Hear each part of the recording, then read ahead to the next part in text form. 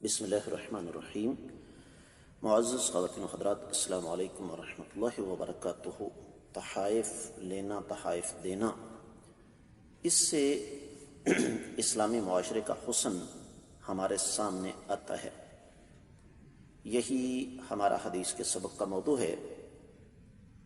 مشکات المصابیح کتاب البیوع اور باب ہے منقولہ تحائف کے حوالے سے 3035ویں حدیث کتاب میں، اور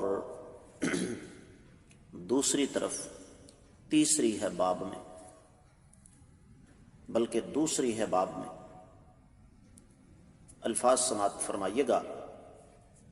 وعن انس رضی اللہ عنہ ان نبی صلی اللہ علیہ وسلم کان لا يرد الطیب، رواہ البخاری۔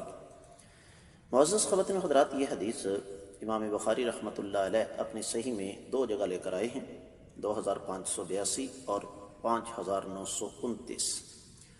سنن ترمذی میں بھی موجود ہے، تو حدیث کی صحت پر کسی قسم کا کوئی تبصرہ کرنے کی ضرورت نہیں ہے۔ براہ راست حدیث کے ترجمے کی طرف بڑھتے ہیں۔ سیدنا انس رضی اللہ تعالیٰ عنہ سے روایت ہے، وہ بیان فرماتے ہیں کہ آقا علیہ الصلوۃ والسلام خوشبو کا تحفہ واپس نہیں کیا کرتے تھے۔ معزز خواتین و حضرات، یہ حدیث اپنی وضاحت خود کر رہی ہے، لیکن ظاہر بات ہے اس حوالے سے کچھ نہ کچھ آپ کو بتانا پڑے گا۔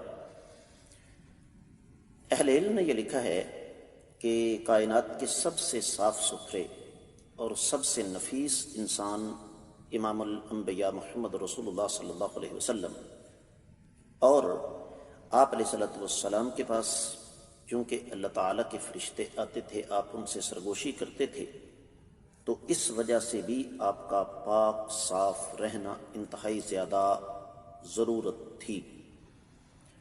اور پھر ویسے بھی اللہ کے رسول صلی اللہ علیہ وسلم قیامت تک کی آنے والی انسانیت کے لیے چونکہ رول ماڈل اور نمونہ تھے، اس وجہ سے آقا علیہ الصلوۃ والسلام نے اپنی زندگی میں کبھی بھی اگر کسی کی طرف سے تحفہ آیا خوشبو کا، تو آپ نے اسے واپس نہیں کیا۔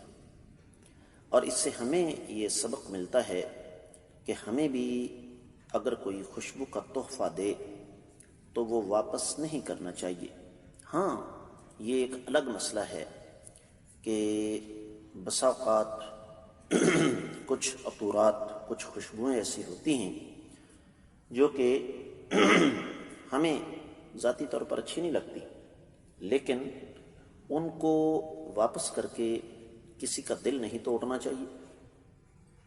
ہاں، یہ ہو سکتا ہے کہ وہ ہم اپنے پاس رکھ لیں اور کسی اور کو دے دیں، جس طرح کے سابقہ سبق میں میں گزارش کر چکا ہوں کہ عین ممکن ہے ایک خوشبو ہمیں اچھی نہ لگے لیکن کسی اور کو اچھی لگے، تو حاصل کلام یہ ہے کہ خوشبو کا تحفہ واپس نہیں کرنا چاہیے۔